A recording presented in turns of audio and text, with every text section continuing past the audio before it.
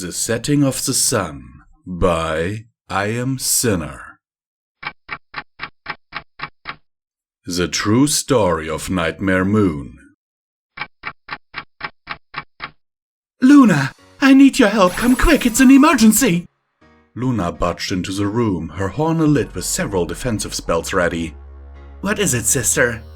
She paused, her horn going out. What? Celestia shook a giant roll of paper in frustration. Can you help me figure the settings for the sun out? I can't, for the life of me, figure out how to increase or decrease the humidity of the sun. Oh, Luna harumphed. Use the remote. Switch over to System B and you can upload the settings to the main screen.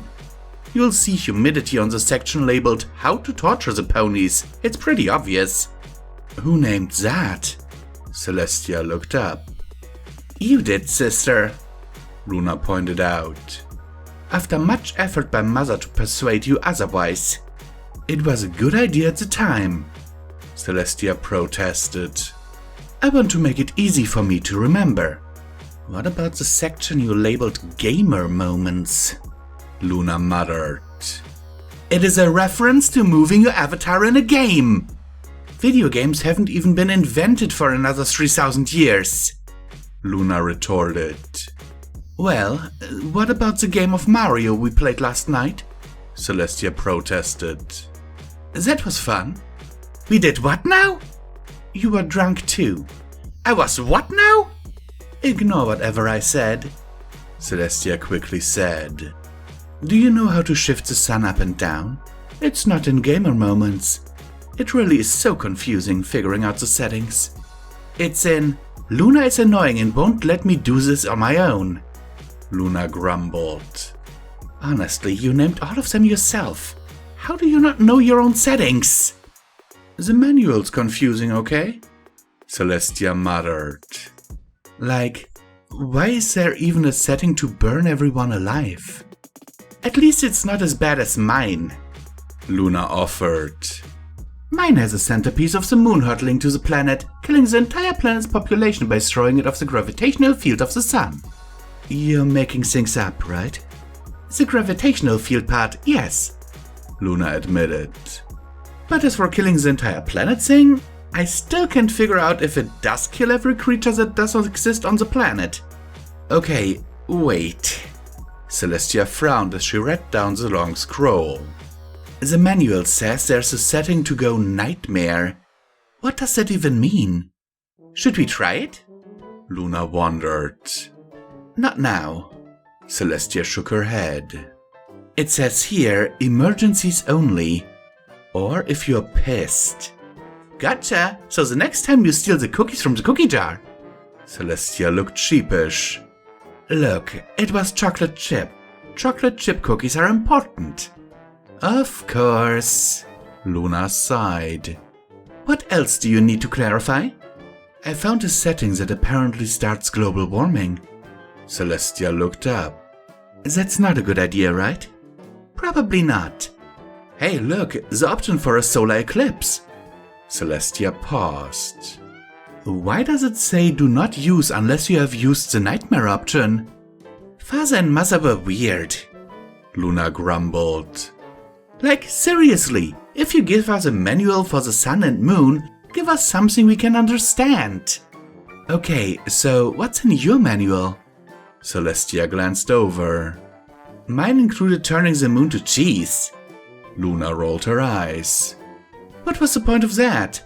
Oh, and an option to turn the moon blue or red. Blue or red? Not even yellow? Celestia! Luna groaned. Why do I feel like you had a part in writing mine? Well, don't look at me, Celestia protested as she pressed random buttons on the remote to figure out what they did. So, if I press C, 2 and right arrow, this makes the sun celebrate its second birthday by moving to the right? The sun moved to the right. Got it. Celestia looked down the scroll again. Hey, look, I found the self-destruct option. Click S, D, and all the numbers. Luna knocked the remote out of Celestia's hoofs. We are not blowing up the sun! Well, I don't tell you not to blow up the moon, Celestia grumbled. Can I have the remote back now? Here. Luna relented, levitating the remote over. Just don't blow up the sun. Fine, Celestia said as she threw the bulk of the scroll aside, hunting for the end of it. I wanna know what's the final setting. Let's see. She grabbed hold of the end of the scroll. Give control over to another pony by pressing TS and typing out Twilight Sparkle using the numbers corresponding to the letters. She frowned. Who's Twilight Sparkle? Dunno. Luna peered down the scroll. Why does your manual have an anti-cake cannon setting? What? Celestia looked over. What do you mean? Here. Luna lifted that part of the scroll up. To activate anti-cake cannon, press C 3 times and then eat cake. I think that was father. Celestia peered at the scroll. He did love his cake. And under that, Luna read, to make the sun stronger so when you get too fat you don't shift it too far of course. What does my weight have to do with the sun? Celestia threw her hoofs up in frustration. I'm not going to get fat. You do eat a lot of cake and cookies. We have Alicon metabolism, Luna. Luna snickered. Alicon metabolism doesn't help if you eat 6 times your size every meal. Luna, I swear to Faust I will take the scroll and stick it where the sun doesn't shine. Anyways, Luna interrupted, shoving the scroll into Celestia's face. Anything else you need from me? Yes, there is. Celestia extracted herself from the mass of scroll paper. What should be the rotation for the sun and moon exchange? We get 12 hours each? Luna suggested. What do you mean? Celestia protested. The day's better. We get light and we can actually see things. Yeah, well, the night's prettier. So going by your logic, I should have more time. No, you shouldn't. Yeah, I should. Celestia slammed the hoof on the ground. Then we shall have 12 hours each. I want 13 hours. Luna retorted. 12, 13. We're getting 12 each and that's final. This seems like an excellent time to use the nightmare setting. Do it then, I dare you. Now I know why the manual says we should only use it for emergencies. Luna rose to her full height, having magically grown in height. Her coat had turned a black color and blue armor adorned her. She laughed to the skies. My name is Nightmare Moon, and the night shall last forever! Okay, hello everyone, this is once again Common Time as Visual Pony, where I will remind you that you can support PonyWolf Production through the links down in the description. Every dollar help is needed and very much appreciated, and helps to help the lights on around here. And I mean that quite literally. Okay, so where to begin? As with most iAmSiNnEr stories, this is just some weird little fun that he wrote. And I must say, just the idea of Celestia and Luna having like literal manuals on how to operate their respective celestial bodies. And by the way, I'm very sorry if I'm slightly incoherent, but it is very early in the morning. That premise alone is very interesting to me. And I might actually write a story about that. If no one else picks it up before I do. Because then again, I have enough on my plate as is. I'm actually working on another fanfiction, though that's still under wraps, so forget that I said anything.